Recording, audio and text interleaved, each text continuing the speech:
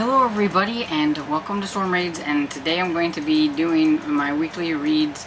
The books that I read during this past week, I was going to do it in clips like I did last time, and I had a clip that had 3 books that I had finished on it, and I spun my wheels and all that kind of good stuff, and then I was cleaning my phone off and I erased it.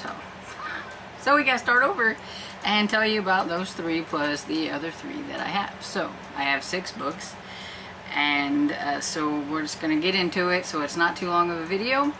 So I have Sunrise Point by Robin Carr. It is the 17th book in the Virgin River series. I can't believe that Barb and I are almost done with this series. We only have 2 more to go and then we're done, and it's kind of sad. But this one was about Tom and Nora, and you meet Tom in the previous book. He kind of come in and was kind of interested in the main character in that book, but of course didn't go anywhere. And then we met Nora maybe a few books back. She is a young lady who has 2 kids on her own. Her no-account boyfriend that she had at the time was a college sports guy who ended up being a drug addict, and yeah, he just kind of left them at this house and abandoned them. The house is very run down, but she didn't have any place to go, and so she was living in that. And of course the people of Virgin River found out about that during when it was about to turn winter time, and helped her out a lot getting it ready for winter and getting her food and all that stuff, because that's just how the small town of Virgin River acts, and that's why I like Virgin River. I wish my town was like that, because it's super nice. And not all small towns are like that. I think mostly fictional small towns, but there are a few probably out there that are kind of like that, just not mine. But anyway, so Tom owns an apple orchard, or his grandmother owns the apple orchard. He works there, and he's probably going to own the apple orchard eventually, and he's trying to get his grandmother to not do as much and everything. Well, Nora finds out from Noah, the pastor, that there is an opening for a picker, and it's hard work, and he doesn't think she should try for it, but she was looking for a job, and she's determined she'll do anything because she needs to put food on the table for her 2 little kids. And she's got an elderly lady that lives near her that takes care of the kids for her and everything so that she can do this. And so she tries to get a job, and Tom's like, no, I don't think so, because she's scrawny, small, very young, and he's just like, I don't think so. But then Maxie meets her and says, yeah, I think you should give this young lady a job. She needs a job to take care of her family, and you're going to pretty much give her a job. And so that's how they end up getting to know each other. He doesn't really care for her at all much at first. He's very judgmental. I kind of thought he was a bit of a jerk.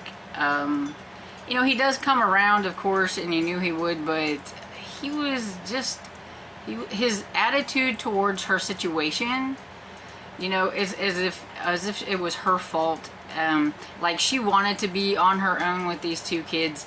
I mean, she, when she got together with that guy, she probably thought things were going to go different, so it's not like she, chose to end up, being single parent with these 2 young children and doing whatever she could to survive. And she's very spunky, and she doesn't take a lot of crap off anybody, and she will, she's very sweet, and she will do just about anything, but she's also a big mama bear as well. And his expectations on what he wants for a woman is somebody with no excess baggage, no, he doesn't want a ready-made family and all that stuff. He starts seeing this one lady who is the widow of a guy he knew, because he's a former Marine, and so he knew this guy who got killed, and he was looking in on her and everything, and she's pretty much moved on and ready to date. And so he invites her out to the house, but he finds out really quick that she might be real pretty, and she might not have this excess baggage, but she, you know, was a handful. She was very high maintenance. She didn't hardly eat anything. He got mad because she would kind of offend his grandmother because she wouldn't eat her cooking, and she was always, you know, saying things and not helping out. Like at least Nora, whenever she ate over at their house, she would like help clean up and do all that kind of stuff. With this lady, she just expected everybody to clean up after her. She expected Tom to not work in the orchard and to come and live with her wherever she was. I mean, she had these very high expectations, and it kind of made him, you know, think that, you know, maybe the lady with the 2 kids isn't quite so bad after all. But yeah, I give this one 4 stars because I did think that I really liked it, the story, and I love Nora. She's a sweetheart, and I liked Maxie, and, you know, of course it has the regulars that are in Virgin River that I adore, and so I give it 4 stars, but Tom was just a bit of a jerk. Then I have A City of Nightmares, and this one is by Rebecca Schaeffer. It is this first book in a duology. The second book comes out in September, and I'm very curious to see how this one is going to end. And I do think this with this storyline, I think a duology is really good. We won't have like that big filler book in the middle like they do with trilogies a lot of times. This one is about Ness, who has pretty much what I would say PTSD because of what happened to her. They're living in this time, like it's definitely fantasy and things like that, but your nightmares, if you go to sleep and you have a nightmare, you wake up as your nightmare. And so depending on what you're dreaming about or having a nightmare about or whatever, you could turn into all kinds of creepy things. And her sister ends up turning into a gigantic spider and tries to eat her and eat her father and all this stuff. And she hid, and it wasn't until some people got rid of her sister and came and got her that she would even come out of hiding. And she has this, so she has kind of like this PTSD with the nightmare stuff. So there's different ways that there are some nightmares that are contagion. Like you can get you become a nightmare if you come in contact with them. There's vampires that could bite you. There's, you know, so there's different kinds of things, zombies, whatever. And so she won't drink from like the tap water because it could have some kind of contagion in it that might change her into something. She won't sleep with anybody else in the room because she doesn't know if they're going to turn into a nightmare. You know, all these things. She's scared of everything, except, but at the same time, she's trying to get rid of nightmares. She's joined this league of people that are trying to eradicate like nightmares and things, and she always ends up running away instead of taking care of them. And she kind of gets in trouble because of that, and so she wants to kind of make things up, and so she wants to take this mail run, and what she has to do is take the mail and go to this boat. She pretty much threatens the lady that was supposed to take the mail run. She told her boss that the lady had hurt her ankle and didn't think she could do the mail run, and that's why she was going to do it, and he agreed. But she goes there, well, there's nothing wrong with the lady, and she tells her what she had said. He goes, but there's nothing wrong with me, and she pretty much just almost breaks her ankle and says, there will be something wrong with you if you don't let me do this.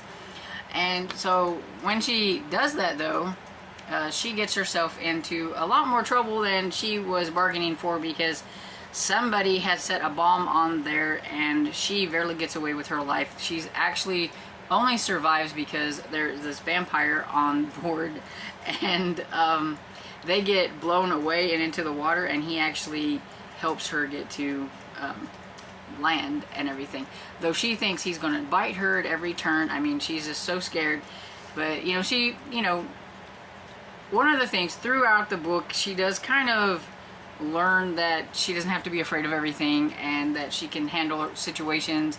She becomes friends pretty good with that vampire, which I figured she would, and everything. And she finds that there's a conspiracy and this criminal activity going on that has to do with like the nightmares and what's going on with the nightmares. And yeah, so I'm really curious to see, because of what she did in the first book, I'm really curious to see how it's going to end in the next book. But I don't want to say a whole lot about what happens in the book because I don't want to spoil anything. But yeah, it was just interesting. I think if you like urban fantasy and you like things with all kinds of like paranormal creature stuff and weird things happening, that you would probably enjoy this one. And I gave it 4 stars. I thought it was pretty interesting. It was something different. I haven't read something different like that in a while, so I think that's probably why I liked it a lot. Then the next one I have is A Botanist's Guide to Flowers and Fatality. This one is by Kate Kovari, and it's the second book in the Saffron Everly series, a historical mystery series. I don't remember the exact setting of the historical, but Saffron is a lady who kind of squeezed herself into being into flowers and, you know, the botanist, and she's also very good with poisons. She's worked with some men. Because of what happened in the first book, she has kind of gotten in good with like the colleges and everything, and she helps out there, and maybe she's taken a little bit more serious, but not by everybody, but a little bit more serious about, you know, what she's doing and things. But in the beginning, she has to work with Dr. Michael Lee, who she's not a huge fan of, and though she kind of starts to like him a little bit along the way, but which confused me a little bit because I remember her liking this other guy, I think his name was Alistair. I think that's his name. But for a lot of the book, he's gone. He's searching for some things in a different country because he's a botanist of types too, and he's doing his thing and everything. And she still likes him, and you find that out later. But whenever she also thinks that she kind of likes this Dr. Michael Lee thing. So I was like, please don't let there be a love triangle, because I was like, no, not in my historical mysteries, no. But she warms up to Dr. Michael Lee and him helping her with things. And there's, of course, there's these murders where these ladies are receiving these bouquets, and with the bouquets, Everly is she can figure out what they mean because of the type of flower they are. They have a hidden meaning, and it's something to do with something called florology.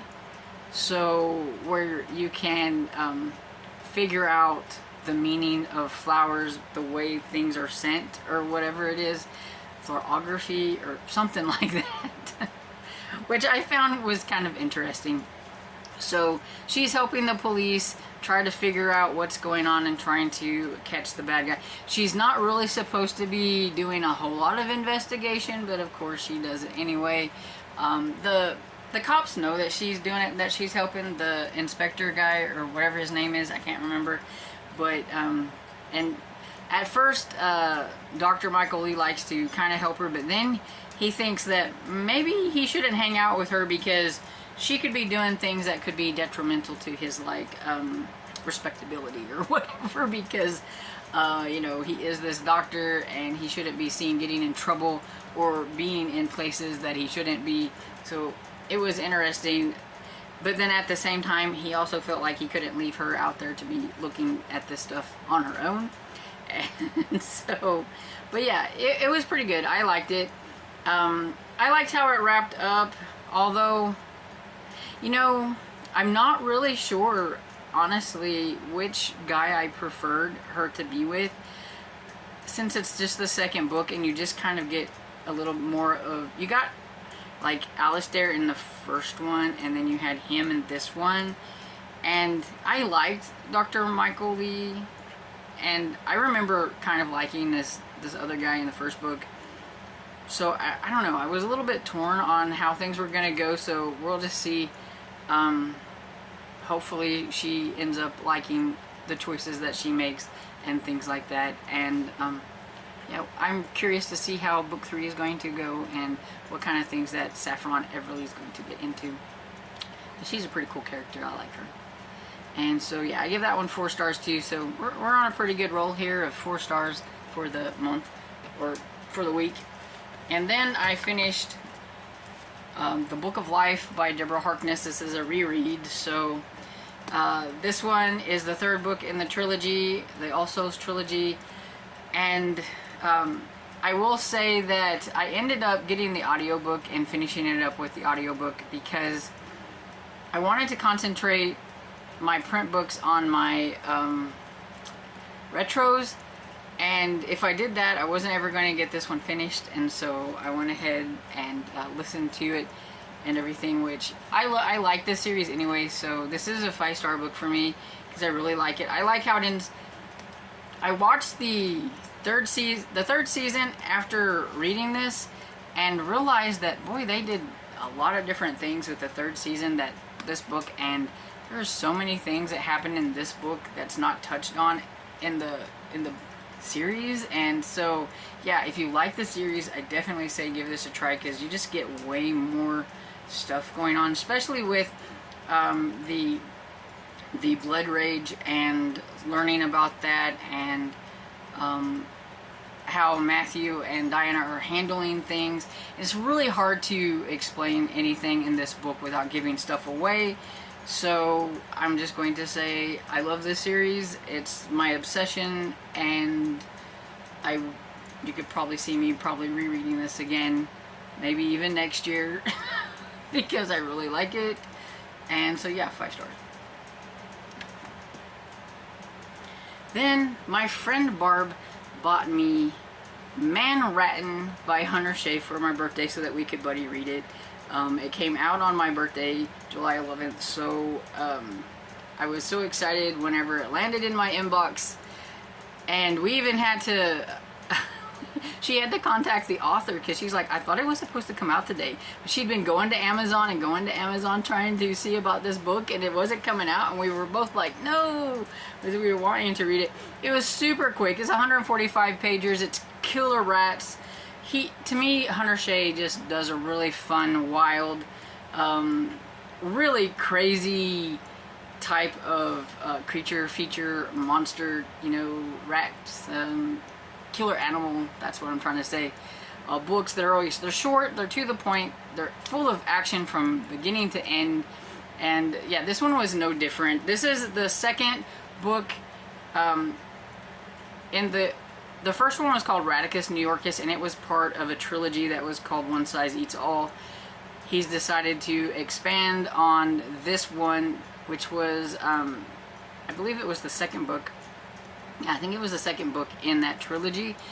And what happens in the first one, it was kind of left open a little bit on, did they kill all the rats, I mean, come on, rats, they multiply in the thousands or whatever.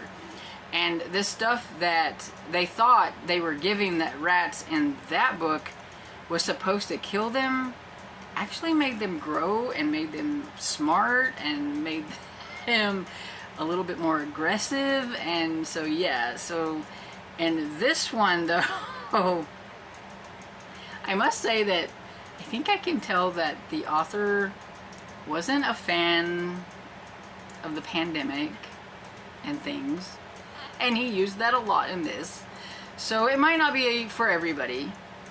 But the reason why the rats grew really big had to do with like COVID stuff, and it was just like ew, and it was just funny, and I had a lot of fun with it. We're talking about rats that are the size of cars, that are just wreaking havoc on Manhattan and everything, and as people are getting eaten like right and left. It's very gross. It's very, so definitely, like I said, it's not everybody's cup of tea. But when it comes to horror, this is my thing. I like killer animal movies. I like killer animal books. I think because they're full of action, I think is my thing. I know a lot of people like that atmospheric horror, and that's really not me. I like the action-packed horror and everything. So yeah, this one was a lot of fun, and it still leaves it a little bit open to, did they get all the rats? So maybe there could be a third book about, killer rats. This one had the exterminators from the first book, Chris and Benny, and they were a lot of fun. And of course it had a lot of horror humor in it and crass things that I could do without, but other than that, I really, really liked it, and I give it 5 stars for funness, because it was fun. I read it really quickly, and I had fun with it, so it gets 5 stars for fun. And then the last book that I have is What Have We Done by Alex Finley, and this one is a thriller I was anticipating, and it just took me a while to get to it, because I think, you know, it's like, is this author going to let me down? Because I've enjoyed the first 2 books. I still think Every Last Fear is my favorite of his, but I did like The Night Shift as equally as well. But I do think that Every Last Fear is still my favorite after reading this one, and I give this one 4 stars. This one, it's told in the point of view of 3 friends plus killers. Then there's one that has the killers. They're called the twins or whatever. And all 3 of these people, they've gone their separate ways. They've got, each one of them are drastically different. I think her name is Jenna, if I remember correctly. She got recruited as kind of like some kind of assassin or whatever in her younger days after what happened at this one place, which I can't remember the name of the place, but it's a home for orphaned, like, teenagers or whatever, and that's where she met these other ones. And but now she's, you know, grown up, and she's put that all behind her, or so she thought. She's married. She's got a stepchild and a small child, and a teenage stepchild, and she's just trying to live her life, you know, and forget about everything that happened, until one day something happens, and she is going to have to kind of get back into her old lifestyle a little bit and try to figure out what is going on. Then you have Donnie, who is a rock star, but he's kind of a druggy rock star. He drinks all the time, to the point that some of his bandmates are like, you know, you're gonna have to choose me or him, but I can't handle this anymore because he's unreliable. And he is on this cruise, because that's where their band was playing, and this woman with a gun makes him jump off of the cruise ship, and he's lucky that he survived. And he doesn't remember, because of what happens at first, he doesn't remember exactly what happened, or why he jumped off, what, you know, who made him jump off, or what happened, and all that stuff, until, you know, they show him later, because there's like footage or whatever that, you know, there was somebody there with a gun, and one of his friends, and kind of friends of the other ones, had been killed earlier on, so we don't get any kind of a POV from him. We just know that something had happened to him. And then there's Nico, who works on a reality TV show. He's like a director for this reality TV show, and it's a TV show that's based in a mine or whatever, and it's like, you got mine shafts and all that stuff, and he ends up, somebody tried to kill him inside the mine shaft by making it like blow up or whatever, and he barely ekes out and gets out of there. And so, yeah, they know somebody's trying to kill them, and why is somebody trying to kill them? And there is one more person that they are kind of a little bit in contact, that they knew from back then, and everything. And so you're just kind of going through their POVs and just trying to piece together what happened. What did they do back then that's making people come after them now? I mean, because it's been so long, and all that stuff and everything. And I will admit, I didn't figure it out, but on, you know, like, hindsight, if I was maybe paying a little bit more attention to it, maybe, I don't know, I feel like I should have figured it out, but I just didn't. And then when I'm thinking about it, and I'm like, if you would have just took a few minutes and thought it out, I'm pretty sure I could have figured it out. So I think it's something that people could figure out. But I was listening to it, and I was working on putting books into my book collection, and I'm just listening to it and all that stuff. So it didn't have like my full attention, but, and so it did kind of strike me as like, oh, you know, whenever it happened. But then, you know, like I said, thinking back, I was like, really, I mean, as much as I read mysteries and all that, I should have figured it out. The other little twisty thing that happened was something else. Now that one did catch me, you know, and maybe I should have figured that one out too. I don't know, but I liked it. I thought it was fun. It entertained me. It was quite action-packed, so it depends on how you like your thrillers, and that's probably why I like this one, is because I felt like there was quite a bit of action. The pacing was very fast, so it really, you know, it kept my attention that way.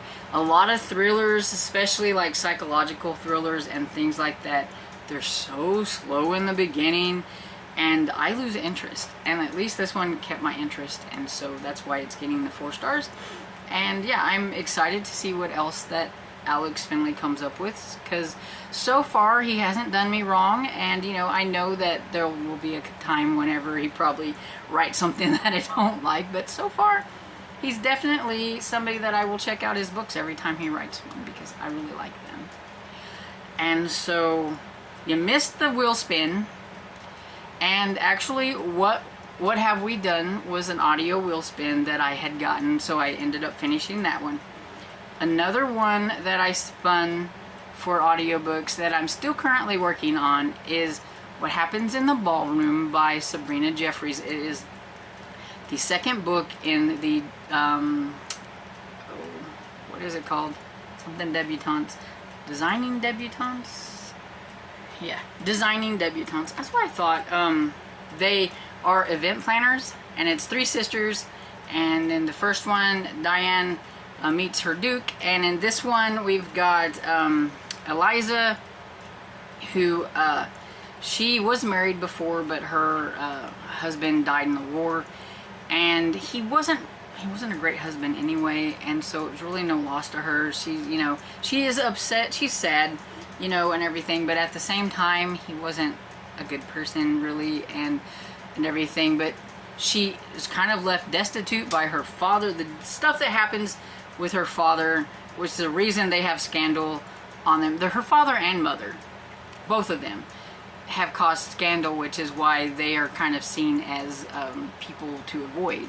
So that's why they had to start this event planning thing and everything, and because they needed a way to make money and stuff. And so in this one, there is Nathan, who is a friend of Sam and everything, and he knows Eliza, and now he is the ward of 20-some, I think she's 20 years old, and she's got a little child, and he needs to marry her off to somebody and everything, so he needs her, but she's been away in like Spain and all these things, and with the war effort and things.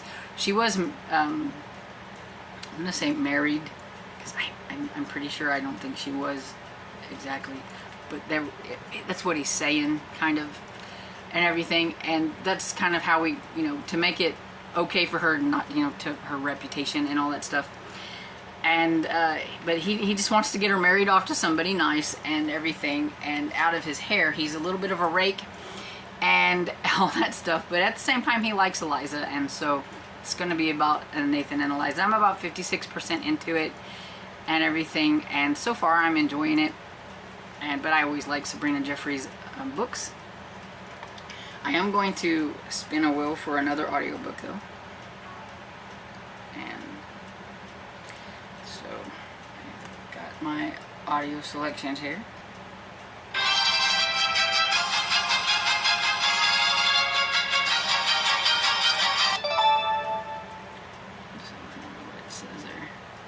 Oh, I Hunt Killers. Okay.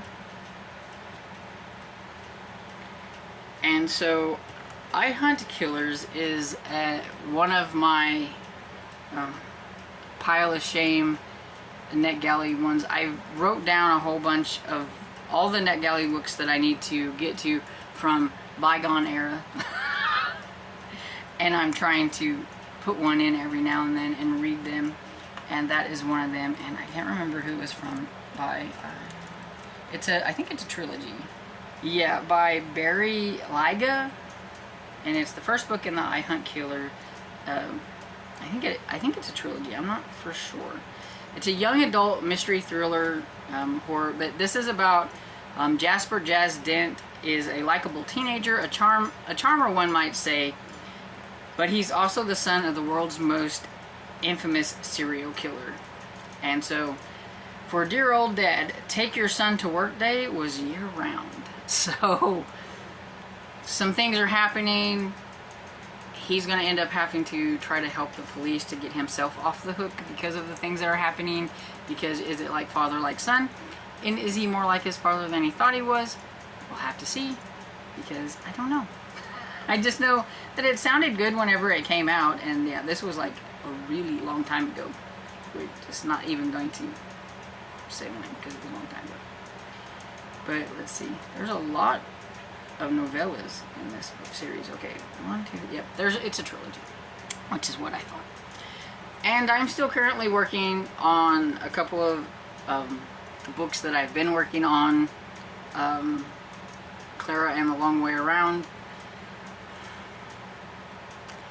It's a little boring for me. I'll get, for middle grade, I'm waiting for something interesting to happen. Just hasn't done it yet. And then the other one is Mystery in the Highlands. And I'm liking that one. I need to give more time to my ebooks. As you can tell, I do more audiobooks than anything. And then I have my print books, which... So I'm still working on Castaway by Laurel Ames for my retro romance readathon.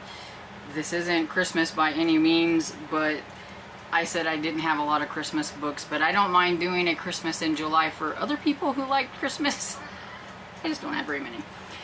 And so yeah, I haven't gotten super far into it, but it's just because I am not giving myself enough time for print books and listening to the audiobooks, because I've been working on my book collection spreadsheet, and I'm trying to put all my books into the spreadsheet so that when I go thrifting and all that kind of stuff, I can see what I have so I don't get like duplicates and stuff like that, because I have gotten a few duplicates and I don't want to do that. I want to kind of concentrate on, like, if I have books 2 and 3, I need to look for 1, or, you know, do I need to get it off of abooks.com if I can't find it, kind of things like that. I just want to work on my book collection stuff, so I listen to the audiobooks instead.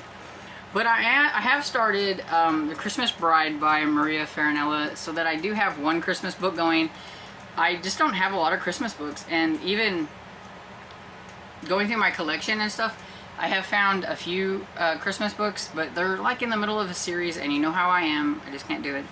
And so this is like a standalone Christmas book, and so yeah, I haven't gotten very far into it. I just started it yesterday, so yeah, I don't even think I finished a chapter. I have like 10 pages.